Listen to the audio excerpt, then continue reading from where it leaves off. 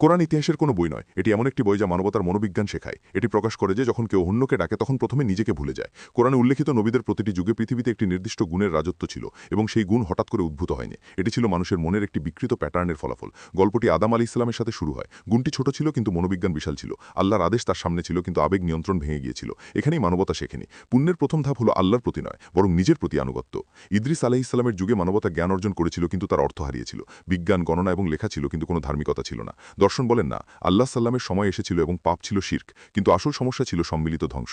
56 বছরের উৎসব এবং উত্তর ছিল উপহাস। মনোবিজ্ঞান এটিকে সম্মিলিত পতন বলে। যখন সমগ্র সম্প্রদায় ভুল করে তখন আকাশ ও পৃথিবী মানবতার বিদ্রোহের প্রতি সাড়া দেয়। পৃথিবী ও সমুদ্র, শক্তি, প্রযুক্তি, কাঠামো, প্রকৌশল, কিন্তু অহংকার জিজ্ঞাসা করে আমাদের চেয়ে শক্তিশালী কে? দর্শনের উত্তর স্পষ্ট, নম্রতা ছাড়া শক্তি সূচে পরিণত হয়। বাতাস বইল, পৃথিবী কেঁপে উঠল এবং মানবতা ইতিহাসে পরিণত হল।